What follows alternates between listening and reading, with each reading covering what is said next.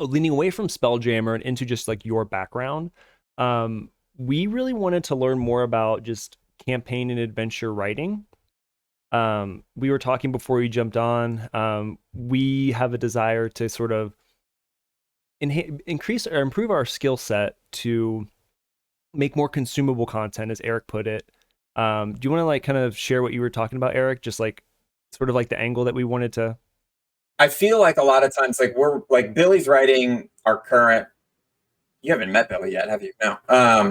Our other person who's in Alaska still, I think so now.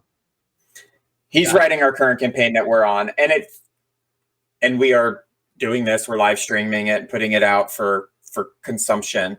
And we've had 4 sessions so far, and really like nothing has happened. Which I think a lot of times is typical in like when you're right. It's typical when you're out of tabletop at people's house, and like these things take a long time, 6 years or whatever, to do a full campaign. When you're doing consumable content, I tend to think like episodically.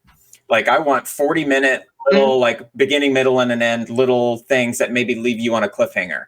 I feel like that's exceptionally hard to write for D&D, and I don't feel like I've played any campaign that focuses on that, because you're always going to have sessions. Like you're never going to sit and do a full adventure in one thing where it can drag it, like, so your beginning, middle, and an end is like all encompassing. There's always going to be sessions, and I've never seen a book session it out. And Chris and I were talking, it more than likely a lot of the difficulty is like because players control so much of the narrative. But I don't know. I wanted to, we may not, don't start talking that because we'll need to get it on wax.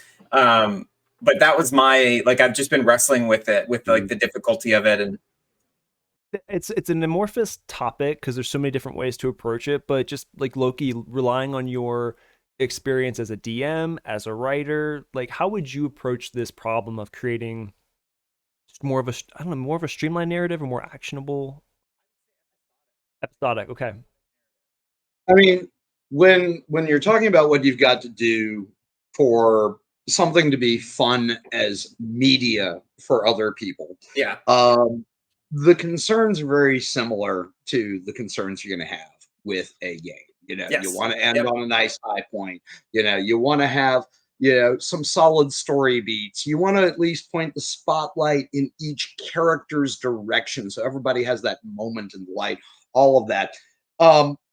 Games are very hard to compress down below a 4-hour block. Yeah, I find, just because of their nature. That's why that's usually what you see at conventions and other such. So, I mean, really not having any experience with bringing games to video, my first thought is that good editing is really going to be the bottom line. Yeah. The side conversations that always happen don't necessarily need to be there unless they're entertaining. Yeah. And you could also explore, okay, you say you've got a 4-hour block, you've got a session that's recorded, it's got half a dozen high points, it's just way too long. Yeah. Pull a trick from the old movies and TV. Interesting part ends, you cut, here's a moment of narration of what came in the middle, and then back to the next tabletop bit. That'll allow you a lot more room to compress without losing the fun bits, and bring it down to a more reasonable time frame for, say, a podcast episode or Twitch or whatever your main thing is going to be. As far as it goes with the games themselves, really, it's to me, the big thing to remember is it's to compress it down to an enjoyably viewable length, without losing huge chunks of it. I mean, the first idea that comes to mind for me, you've got a 4-hour session, you've got a whole bunch of story beats to work with, you've got some really fun interactions, you probably have a moment in the middle where everybody's harassing the hell out of some other player, giving them grief, and it's funny. This is a game. Yeah. But you've got all that extra time in there. You want to bring it down to a 1-hour block. Editing. You know, you've got your nice, fun, colorful story beat here, and then you've got a whole bunch of you guys just kind of dicking around, going through corridors, not a lot happening. Cut that out, drop in a piece of narration joining the two bits, and you can condense a lot more and just show the high points. That could be interesting. That's just the first idea. Especially like the exploring, like some of the just map exploration, I feel like is not interesting from a consumption standpoint. See, and I would. We used to call it hex crawling. Back in the day, in the old school OSR community, they call it hex crawling. Yeah, because it was the big hex. Mm-hmm. And like, I don't know. I feel like if that is specifically designed to be a part of the game, that can be fun, like exploring, discovering. But just, I don't know, as a player, even not even just for consumption, as a player, like, I don't know, that's not super fun. Yeah. Like, well, I think that I think that's definitely an area where things could be condensed. And another thing, not having played with you guys, but it's always an issue, at least every once in a while at every table, is just get really, really on your game, both the players and the DM, as far as making combat pop.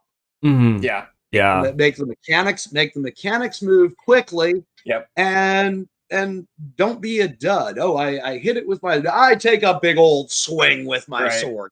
Yeah. Color. You know, I mean, that's what I try and get across to a lot of my players. It's like, well, I tell so and so such and such. Okay, fine. Tell him. Yes. Mm-hmm. Yeah. We have a whole episode about that. Yeah, leveling up combat encounters. Yeah. I'd be interested to know, as a writer, you know, there's a difference between having an opportunity to sit down and, say, write an arc and write as an improv in the moment.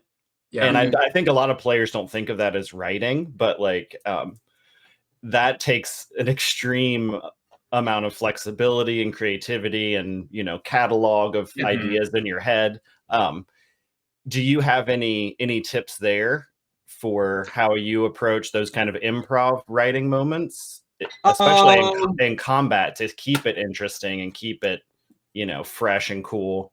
Well, I mean, in some ways, some of what I try and do in my head may be a little technical. Like, okay, like for instance, when you're looking at a character's armor class in whatever system, part of that armor class is the dexterity modifier. So let's say for the sake of argument, guy's got an armor class of 15, and 3 points of that is his dex modifier. When I'm rolling combat, I kind of keep a little sheet on the side with the dex mods for each of the characters.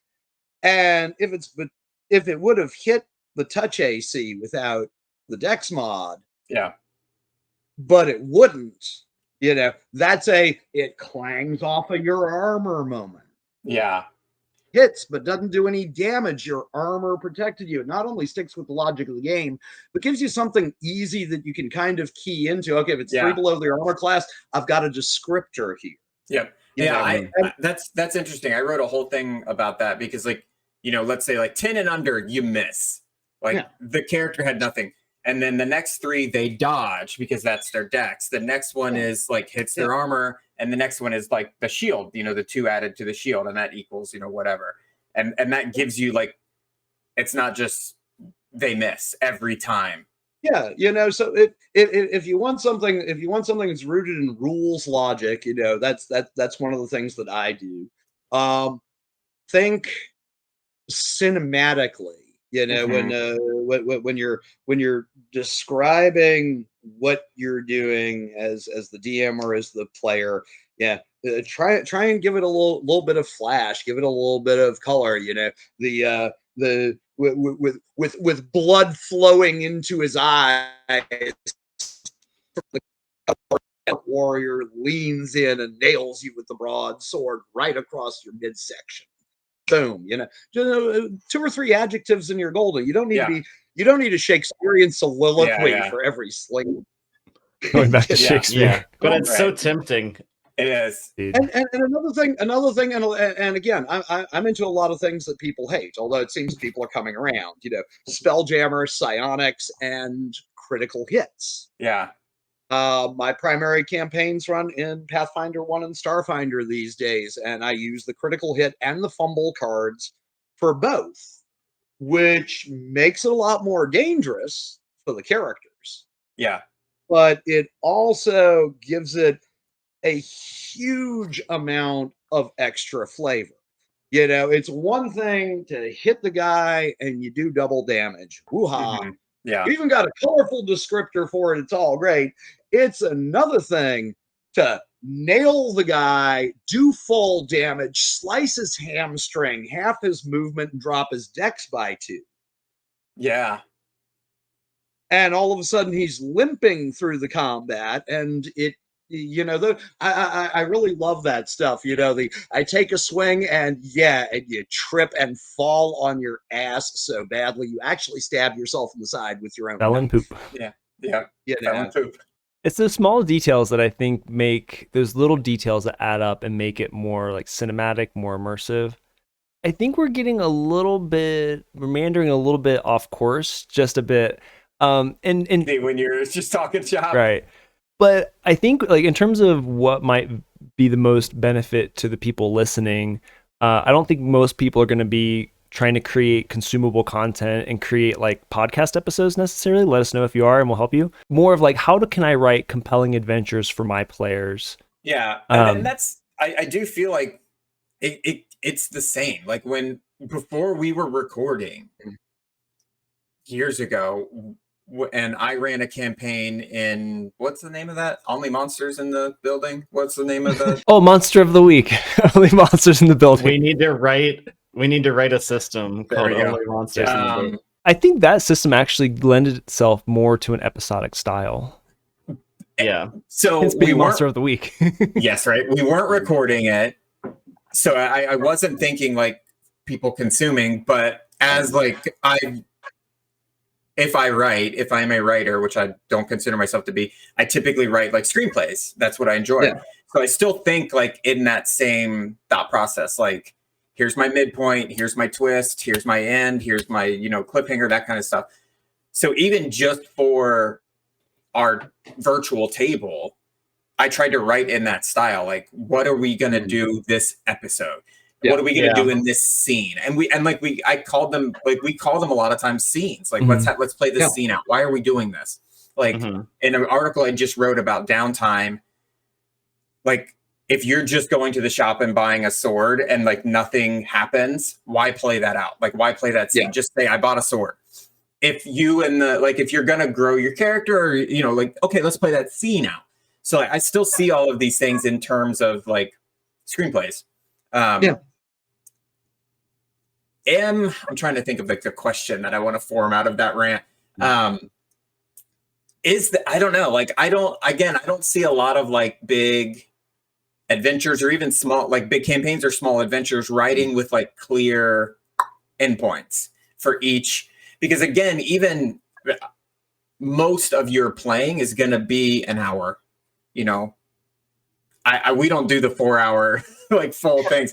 So if we have a full hour like thing, it's going to be broken up into 4 sessions. Hey, yeah, you see that's a hard one right there. I mean, because as we all know, sometimes there are sessions where it goes by and it's all combat. Yes. And the thing is, like, I know we talked about it a little earlier. Like Chris and I played Strahd in Adventure League, like at a game store. And we almost never even touched the main plot line. Like we just did all the stuff around. Yeah. So I can see how like in a big book like that, like it's impossible. But like if you are writing your own story, you get to control like how big the book is basically, and your characters. So I know it's doable because I've done it. But I don't know. I just don't see it happening a lot. And I don't know if the value is there for like the masses and the question and the issue that I think you're running up against here can be summed up in one word: railroading. Characters don't like it. DMs shouldn't do it. But if you're trying to force a particular narrative, that's kind of what you're going to be reduced to. Now, Yeah. there are ways to avoid this. Like my big multiversal game, it's pure sandbox. Mhm. Players have a lot of choices laid out in front of them, but by the same token, they are also given enough information to go, yeah, you can make this choice and you'll be fine. Your home world will be gone in 3 weeks, Yeah. but you'll be fine. And make sure that they're aware of consequences and be Mhm. prepared that you might end up with a party that wants to go anti-hero or villain or whatever. That should all be dealt with in session 0. Yes. But you can never really tell which way they're going to jump. The way that I figure my sessions out, usually it's like, okay, the party made it this far, so the next big event or two Mhm. over the next session should be these things. And here's 3 or 4 different ways to get them from one to the other. And here's a notebook handy with a pen and some blank paper for when they go completely off script. Yeah. And I have to start inventing new NPCs and other such, which also gives me an opportunity to introduce clues to bring them back towards the main plot. Yeah. Now, I mean, it's a little easier with mine because I've got like 6 AP level plots all going at once. So, Yeah. Yeah. See, I think that if there's something I can throw them at something over here, but you can. It's you got to give them choice, Mhm. but you gotta give them enough information to make a decent choice. Yeah. Yeah, I mean, you might. I've had it happen running games at conventions. It's like, no, we don't want to save the world. We want to watch it burn. How can we help? Yeah.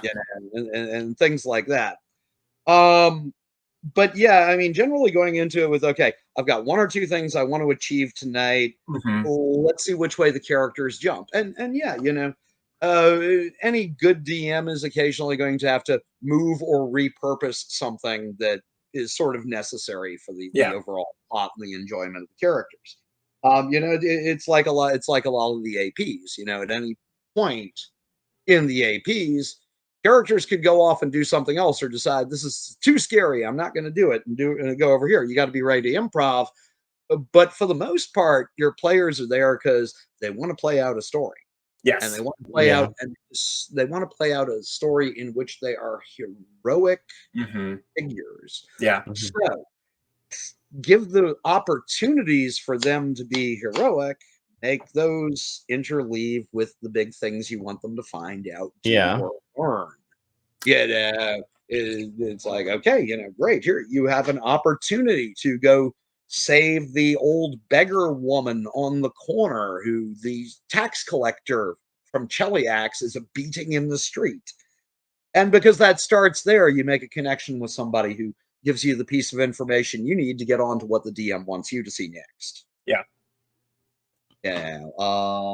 There's all kinds of ways, particularly if you're playing something in an urban setting, there's all kinds of ways, to bring in walk on characters, instances, things you overhear. I mean, fun with perception checks. Yeah. Fun with perception checks is always great. God, if you got a telepath in the party, yeah, you can have all.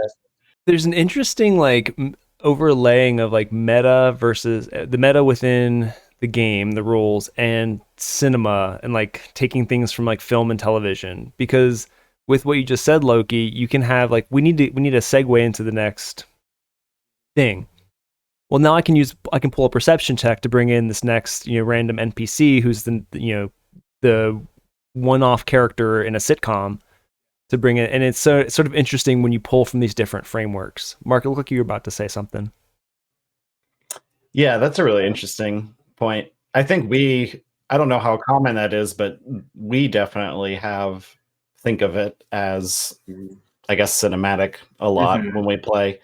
There's a lot to be drawn from cinema and TV as far as gaming stuff. Yeah. And I think that's only increasing with new players coming into the game who are coming from a video game and social media in, where that's just inherent in the world. People are way more media savvy than they have ever been. Which gives you a critical eye for all types of media, unfortunately. Sometimes I'm reading a book and I'm like, oh my God, are they really going to describe the way this ship has been painted 100 years ago? And the author's like, yes, I am, because it's fucking art. Get over it. Sit down and listen. This is part of it. So you got to know your audience a little bit, and you also want to write your story. But it sounds to me like, which is harder to do than it is to say, that an approach is kind of like thinking of writing a story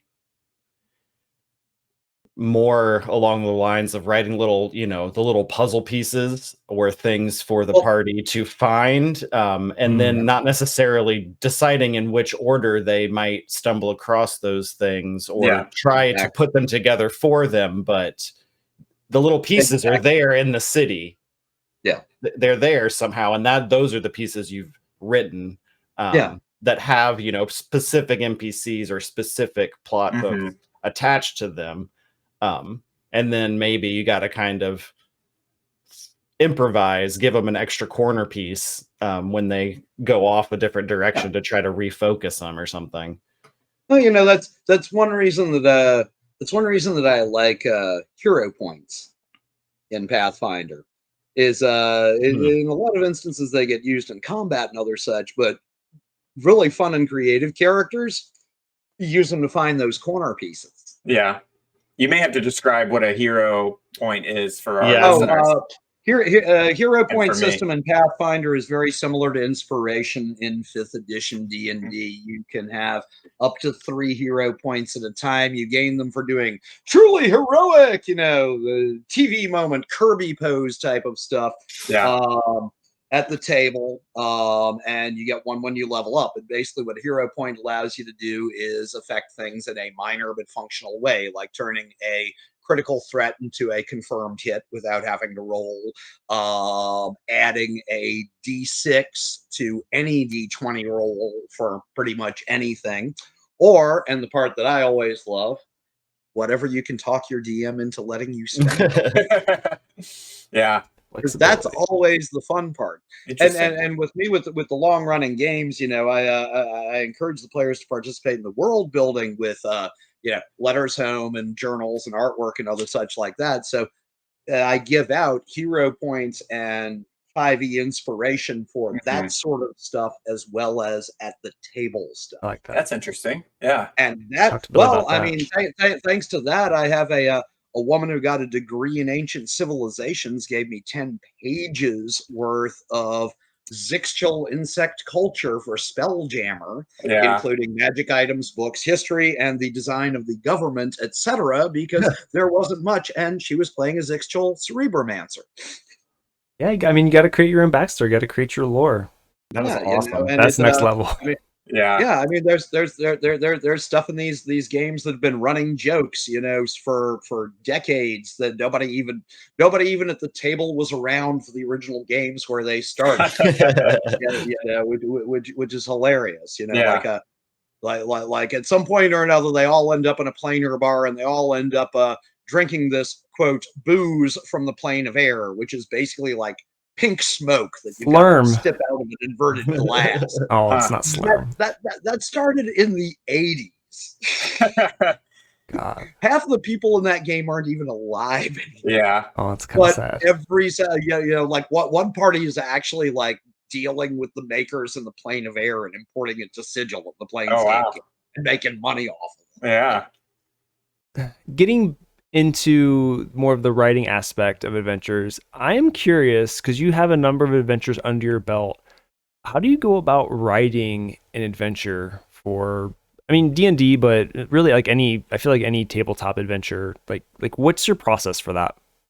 Well, okay, now here's the funny thing. As far as my published work goes, really, they were big, but I've really only worked on about 4 or 5 adventures. Most of the stuff that I've published is world building supplements, character and DM facing stuff like that.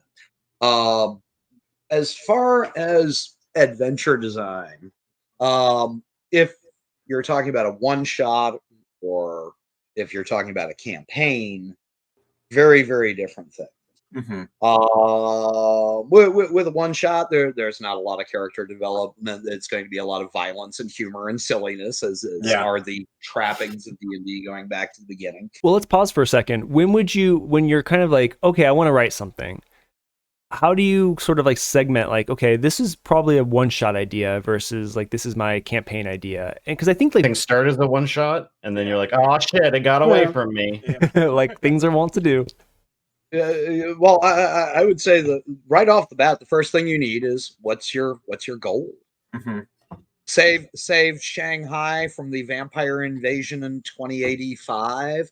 Rescue Kelvin Arunson so he can continue to be the Blackstaff in Waterdeep. What is your goal? Are you saving Granny and rescuing her laundry from the pixies because you're only first level? What do you want to achieve? And then now let me ask you that. I want to ask a clarifying question here. When you ask that question, is it like, I'm the writer, what do I want to achieve? Do I want the party to achieve? Do I want to have like when you say that, like, are you having a story in mind for these people that you've not met yet? It's really a lot of both. I mean, what do I want to achieve as far as providing a great adventure? Mm-hmm. Is going to provide something that's got a perceivable arc and a climax. Same thing for the players. So with me, I sort of reverse engineer. I start with what's the end point. Are we killing off the fire giants? Are we getting rid of the slavers? Are we doing this, etc.? Oh, then what level is the party? How long do I want this to go on? And that determines roughly how many impediments do I throw in their path between them and the goal. And those impediments are your story, the traps, the factions, etc. It's like that line in Dangerous Liaisons. It's like, no, you don't need to help him. You need to put obstacles in front of him. Sooner or later, he'll trip over one and fall on top of her. Yeah. Same sort of thing. I mean, and what are the things you remember from the adventures? The obstacles, the combat, the time you managed to talk such and such out of the devil, etc. And that's a very unique approach, I think, because I think, and at least my perspective, when I've come into trying to run even a pre-written campaign and put my own flair on it or whatever, I'm thinking in a much different way. I'm thinking about writing for the party. I'm thinking, what are they going to do, and how do I account for it? And that's very stressful. Yeah, where I like the approach of just being like, write the impediments, write the roadblocks. Let us figure it out. They can work around it, but I'm new, so I've always thought, and that's led me into situations where I can tell it's much more prone to railroading. It's hard, I mean, I fight with myself. I kind of had to go a little bit railroad in the last session of my Wednesday night game due to be useful too sometimes. Due to where they were in the plot and the absence of some players. But yeah, I mean, the what would be the climactic scene of the movie? Bring it back around to sort of screenwriting. That climactic scene dictates what your adventure is. Are we stopping the Stay Puft Marshmallow Man? Well, yes or no depends on how the dice roll, but that's what you want to get to. If you're doing a campaign, you've got a lot more room to write, because then you've got, here's the big thing with the impediments, and then once they're done with that, they discover there's an even bigger thing and there are larger impediments between them and it. And sort of break it down leg by leg like that. I mean, I think APs are great and other such, but my approach to APs has been the same as my approach to modules was back in the old days, with the exception of a few classics, which you've got to do, like Tomb of Horrors. I mostly used modules as pieces of collage. This one's got a magic item I need. This one's got a room encounter I need. This one's got a stat block I don't need to spend an hour building so that I can finish on something else. Yeah, I think that's really common. I mean, everybody does it. Everybody does. And that's the other thing that's really helpful is the classic approach of filing off the serial numbers. You know, oh, okay, Fell off the my truck. characters, yeah, my characters are very well familiar with ogres, but this large, violent, really big Andre the Giant human type guy who's coming towards them with the club and they can't understand what he's saying, they're going to have a slightly different reaction. Yeah, I mean, anybody who's tried using mind flayers in Pathfinder knows about reskinning things. So you've come up with like the end goal, the end climax scene, and you've got like sort of that starting point in mind. How do you determine, and the impediment you want to kind of sprinkle in along the way, how do you determine how much is needed sort of in between there then, in terms of like the world building, NPCs? Well, I mean, I use a lot of the old school settings, you know, Greyhawk Realm, Spelljammer, Planescape, all the rest of that. But even working from a homebrew world standpoint, okay, you've got your players at the starting point, you've got your end event. Okay, first of all, how much geography do you want them to have to cover? Mm-hmm. Okay. So do we have this is all in the city, or do we have the city and then they've got the wilderness adventure segment where they probably going to get mugged and run into highwaymen or whatever else, and then the other city at the other end? You know, figure out your scope. I mean, with me, it's easy. Yeah, it's always going to be planar and spell jamming. Get your traveling shoes. Get ready, kid. Yeah. But that's not always the case. So that gives you your stage. Once you've got your stage and your climax, you know what sort of characters you need to invent. Okay, let's say they're starting in the city of Greyhawk, and they've got to go up through the mountains into the barrier peaks because they're going to do S4, the old Starship adventure. So what have you got? What's your climax? Getting to the starship, surviving it, and coming back with all sorts of high tech booty that D&D hadn't seen before. What is in the middle of this?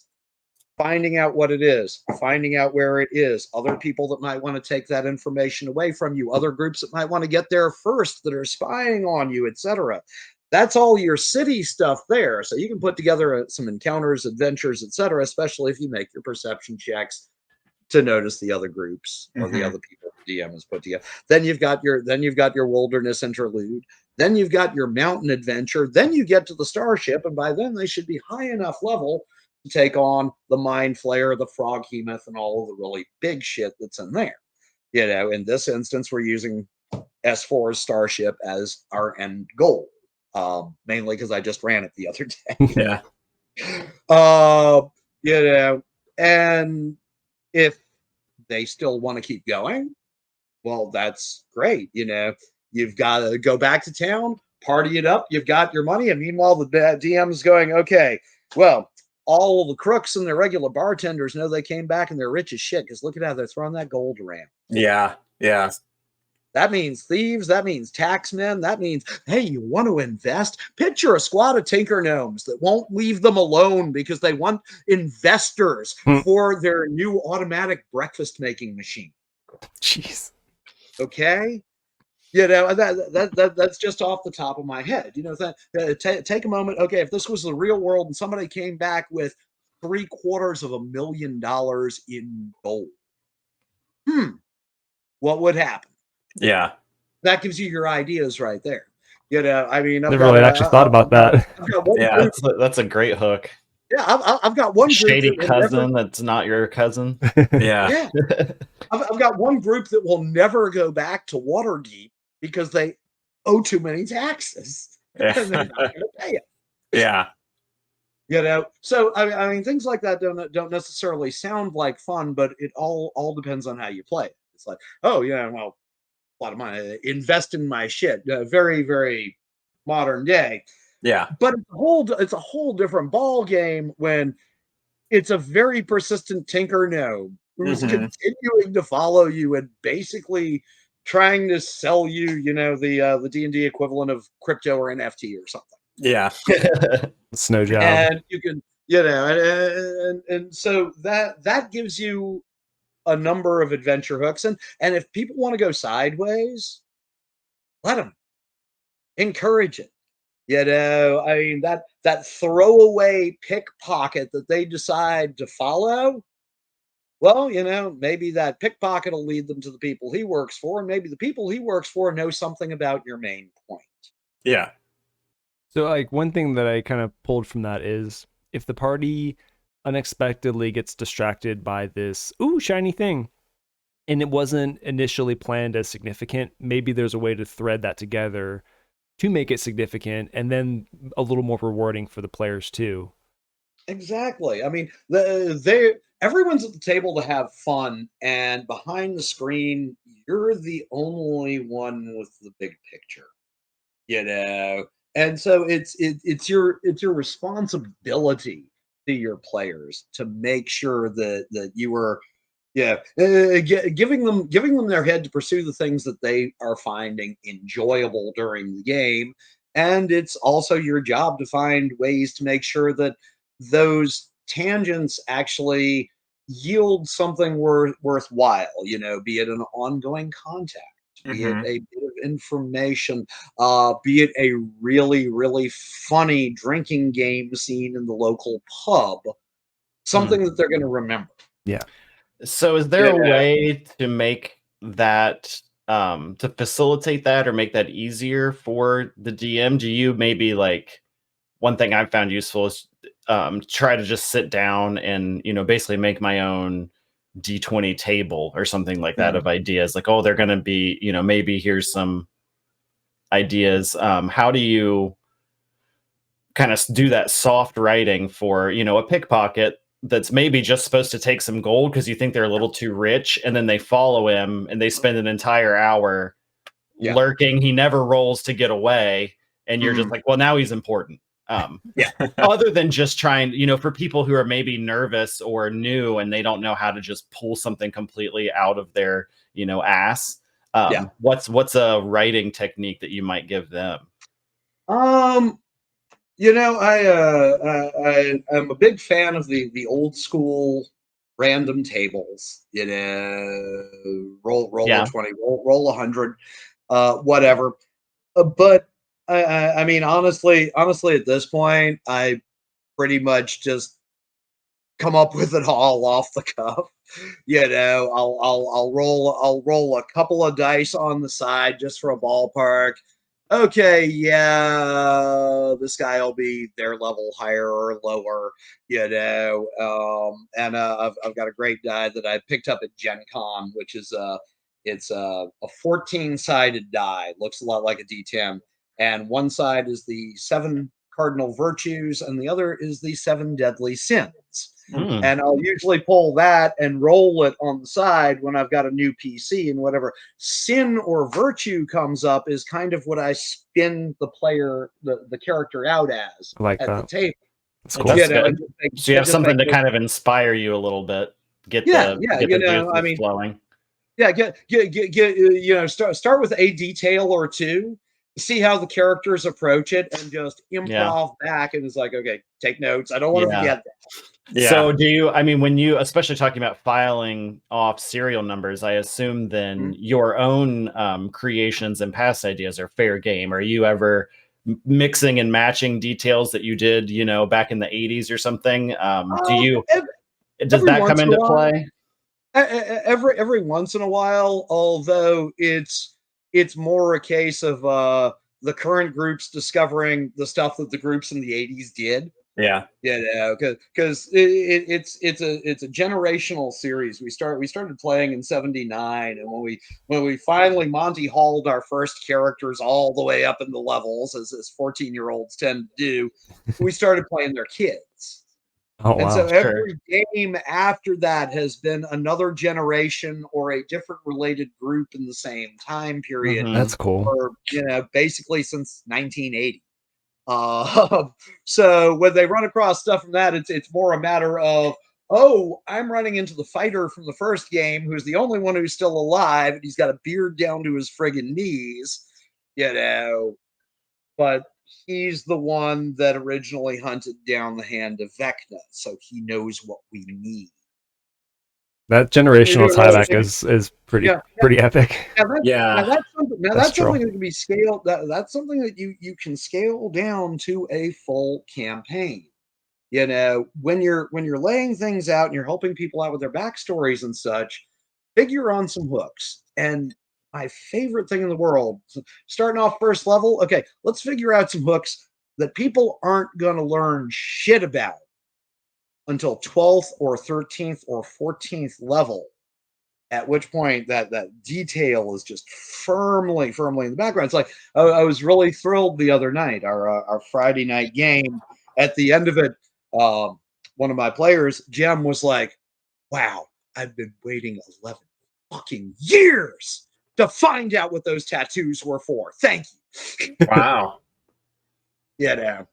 Well, it's interesting because you put a lot of time and effort into these backstories, and when you're sitting on things or mysteries that you want to be either revealed or want to learn about, it is very satisfying when you finally get that payoff. Use those hooks. You know, it's like I tell my incoming gamers, I want a backstory. You are not Gilgamesh. You are a first level character. You are not Hercules. You get one page, and no, you didn't rescue the Elven Nation or anything like that. Yeah. Sorry. That's our like, starting point, you know, and then I'll go through that, and I might change a few things here or there. I might add a few hooks, turn it back over, and when everybody's happy, we're good. But that gives me a few things that I can play off. The big burly fighter over there, the one who's not afraid of anything, the ultimate stoic all the way through. Imagine how much fun it is for them to play out when you hit about 5th level and somebody steals the little stuffed animal out of his belt that's the only memento left of his dead sister. And you suddenly get a whole different side of the character. Little things, it's like I always start them off with a couple of trinkets or an heirloom of some sort, something that can tie into, you know, like at one point, and it fit the storyline, so I wasn't Monty Halling them or giving a whole lot of stuff. They were in a fight, you know, typical up on the castle with the sword, to swashbuckling type of thing, getting their asses kicked until the captain of the guard recognized the sword the fighter was wielding.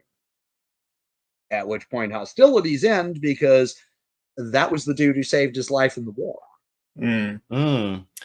That's interesting. So is that something you just make that up on the spot? Yeah. You know, it's like how could these pieces fit together? The edges aren't solid. The quantum wave function is not collapsed. The cat is still dead and alive. I like the cat alive with 12 hit dice and teeth. Yeah. As someone playing a cat-based character, I also appreciate that. Alive cats, not dead cats. Yeah. So that's interesting, because like basically in order, I don't know, I feel like we oftentimes look for like, what's the easy way? What's the shortcut? How do I what's the magic bullet for this? And it feels like a lot of times, there isn't. But like the easy way is you got to know your shit through and through. You have to know everybody's backstories. You have to know your story front and back, so that if things do go sideways, you can throw something in there that meshes, and it doesn't feel like it's from left field. Yeah, I think that's the hardest part, is being flexible without breaking your own shit. Like, you break it so bad that now no one's ever going to come back and get Granny's laundry from the Pixies because they saw a rare horse, and now we're horse trading. What the hell? Now, horse trading sim. Let me share a bit of what I consider wisdom with you guys from my days in the music industry that applies exactly right here. Which is, if the audience in the front of the house didn't see it, it wasn't a problem. If the players on the other side of the DM's screen do not see the problem that you're getting yourself into mental snarls about, it is not a problem. And until you have actually brought it into play, you can set aside, reboot on the fly, change things around. Oh, they're not even going to that town where they need to go to find the thing? Well, absolute worst comes to worst, I need something simple. Fine, the thing's actually hidden in the town they're going to. Yeah. Keep it simple. You know, that makes sense. And it's not the massive super depth of knowledge on backstories and other such. It's finding like the one little thing to key off of with them and just taking some rudimentary notes right there. I just invented this guy. I decided he's, the blood brother of the fighter's character. So now you've got a connection, you've got somebody friendly to you there. But does that mean that he's now going to end up fighting on your side when his boss says, no, we need to take these ruffians? Yeah. Or what? It gives you, and that's all for you to decide on the fly for what's going to make this the most exciting and the most fun for your characters. I mean, I organization is vital, improv is vital, and if you're really good at one and not the other, you can fake or do it rudimentary, a rudimentary version that'll get you through. There was something that you said. If you can develop both skills, that's badass. Yeah, preparation. I would absolutely say preparation and improv are the top two most desirable traits for a DM. There's another that where you take notes on what you improv because they're gonna come back. They're gonna look for that hot dog vendor again. That's the benefit of recording your sessions, I think. But take less notes. There was one thing that you kind of mentioned that kind of read between the lines, and it just like popped into my head. A lot of what you're talking about is looking for negative space to fill in with details or connective tissue or threads, however you want to call it. But that's one thing that I really took away from this is like really seeking out those negative spaces where things need to happen and trying to figure out what's the most natural or logical maybe segue or transition that you can insert there given the tools you have from backstories, story, etc. Yeah, I think that's an excellent way to put it, and I wish I'd thought of it myself. But yeah, I mean, the negative space is your friend because the negative space can be anything from a tick to the avatar of the god of beggar and beyond. Nice. Well, I think we covered things are moving too slow. Random encounter. Well, start thinking in terms of if you've got people that are really role playing. Okay, well, you got a pickpocket, and they turn around and they whomp his butt. What are they going to do when the pickpocket sits down in the middle of the street and starts crying his eyes out because that was the only way he was going to be able to feed his family? Yeah. Hard choices. And then all of a sudden you've got a henchman who wanted to be a thief in the party all of a sudden because they hire this dude because they want to make sure his mama eats. Yeah, it's fun. Like it's almost like a mental exercise of like how can I tie these things together. Yeah, cool. So wikis are my best friend as a DM, especially at the scale and the number of settings I work with. Yeah, and that's a great tool that's free for a lot of DMs. It's real easy to learn how to just hyperlink your data there, and you can literally go, okay, they're going here. Click the city. Okay, here are my notes on it, and here are the characters that are there with notes on their prior interaction. Boom, you're done. All you need is a sentence or two. Yeah. You don't need a thesis project, but if you've got that, you've got enough to tie into when you bring that character back to life, or that situation back into. Bullet points are definitely your friend in terms of taking these notes. I was going to say before we wrap up, guys, it may sound cheesy, but it really, really works. Set yourself an alarm on your phone about 15 minutes, 20 minutes before the end of the game. And when that goes off in your pocket, it's time to start rolling more into the Hollywood ending cliffhanger. Same bat time, this could help us. Yeah. Maybe we should start doing this. That's my trick. I like that. Good I think trick. Yeah, we're gonna start adopting that, just like a 15-minute warning before our session. Just for the DM. Not for the smart. I think for us too, like with us, given the nature we're recording a show, I think all of us knowing like, hey guys, we got 15 minutes left. We all need to be on board with wrapping this up. An extra. Yeah.